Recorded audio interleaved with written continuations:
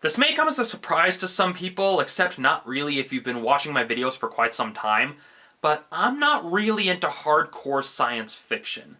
By that I mean I'm not into what is usually referred to as social science fiction. This is where the story focuses on societal impacts of the new technology, or just the societal impacts of technology in general, unlike other science fiction, which is either futuristic fantasy, where technology takes the place of magic, or just science fiction where it's in space, or it uses a time machine where the science isn't as explained. The reason why I'm bringing this up is that I want to make it clear that I may not be the best judge of how this film performs as a piece of science fiction. I'm basically coming at it more from a mainstream mindset of someone who sees, oh yeah, it looks kind of cool, who might not be entirely prepared for the more cerebral sci-fi sort of elements and stories. I mean, don't get me wrong, I'm not saying, oh yeah, I'm just the kind of guy who likes lightsabers and explosions. No, I do enjoy science fiction, I'm just not as into the more highbrow science fiction. And neither are a lot of audiences, so I'm coming at it from the angle of how does it perform as a film, will people be completely lost when viewing it, etc, etc. With that out of the way, let's begin this episode of Romney's Reviews.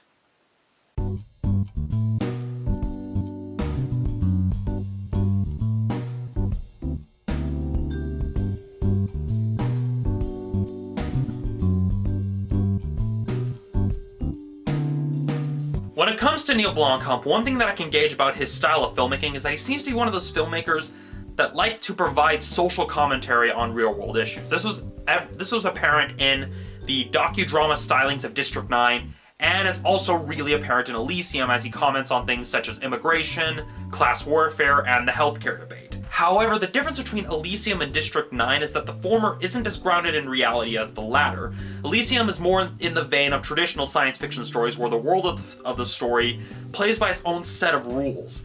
As such, the story comes across as more of your science fiction morality play that you can often find in like the EC comics of old, as well as the various science fiction short stories by writers such as Isaac Asimov or Philip K. Dick. It's because of that traditional style of storytelling that the message in the film feels a lot more heavy-handed with no real sense of subtlety.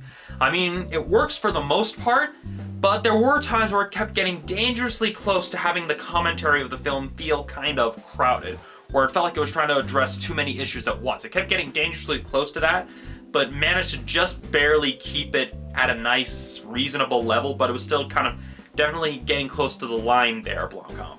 From a technical standpoint, the film is well written. The story flows at a really nice pace. However, there are some instances of shaky cam during the action scenes that might make you feel kind of sick, as well as this really weird shot where the camera is following behind Matt Damon, but you could tell that it was shaky when they shot it, but they tried fixing the shakiness in post, kind of making it look like you're watching the film on one of those TVs that takes out the motion blur and makes things look weird.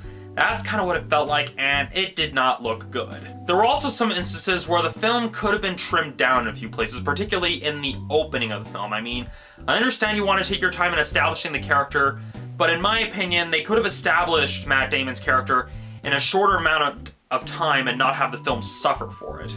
Overall, this is a pretty good science fiction film that features good characterization and a lot of intense action. While the allegorical stuff was a bit much, I still found it pretty easy to follow and pretty easy to be entertained, and had an easier time understanding this story as opposed to other sci-fi films such as Prometheus. That said, I'm giving Elysium a 4 out of 5. On a final note, somebody really needs to get Neill Blomkamp and Hideo Kojima into the same room, because looking at some of the imagery and effects in Elysium, if there was any director that could probably do a really good job with a Metal Gear Solid movie, it would be Neill Blomkamp. I mean, just look at like the cyborg suits. Anybody who's played Metal Gear Solid, just look at the cyborg suits. You can just see Raiden, can't you?